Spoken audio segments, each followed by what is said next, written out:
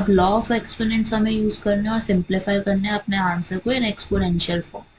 तो जब भी हमारे पास कोई ऐसी सिचुएशन आती है जब हमारे पास दो अलग अलग बेसिस हैं और पावर्स सेम है, तो आपने क्या करना है, you need to multiply the basis और पावर एक ही लगा देनी है उस पर। ठीक है, ऐसे एक सिचुएशन आएगी और यही चीज़ अगर आपकी डिवीजन में होगी तो आपने क्या करना है, ए और बी को डिवाइड करना और पावर क्या लिख देनी है, एम।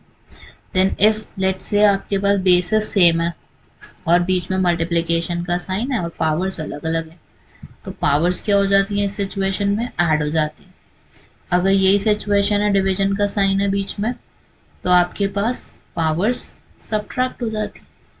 और अगर आपके पास मान लो ए की पावर m है, एक और पावर n दे दी, तो आपकी पावर m और n आपस में मल्टीप्लाई हो जाएंगी। सो फर्स्ट सिचुएशन में हमारे पास क्या दिया हुआ, 3 की पावर 2 इज देयर, 3 की पावर 4 इज देयर, 3 की power 8 is there.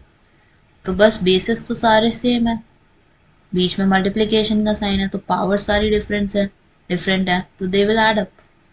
So 3 to the power 14 would be the answer for the first case. For second one, it would be 6 to the power 15 is there divided by 6 to the power 10 is there. तो आपकी powers क्या हो जाएंगी, subtract हो जाएंगी. So you would get 6 to the power 5 for the second situation. Third part में हमारे पास क्या दिया हुआ है, a की पावर 3 is there, a की power 2 is there. So powers will get added, 3 और 2 ऐड हो जाएगा तो 5 मिल जाएगा आपको.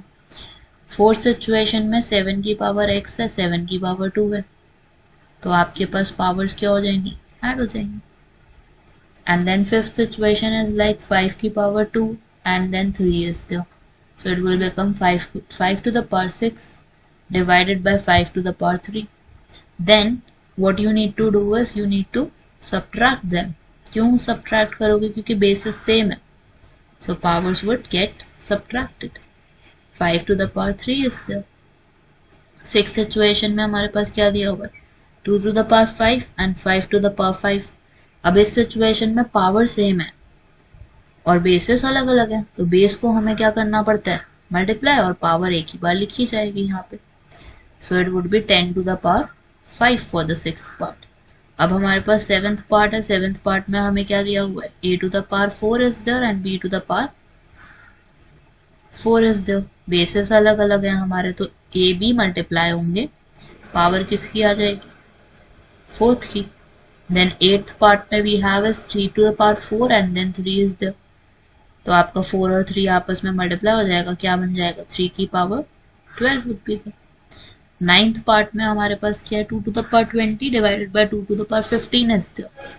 So it is like 2 to the power 5 multiply by 2 to the power 3 is there. तो बेस आपके 2 हो गया, पावर्स आपकी एड अप होके क्या हो जाएंगी, 8 would be there. Then we have the 10th part. 10th part में हमें क्या दिया हुआ है, 8 बेस है दोनों का और पावर्स अलग अलग है, डिवीजन का बीच में साइन है, तो बीच में क्या आ जाएगा आपका, minus sign would be there.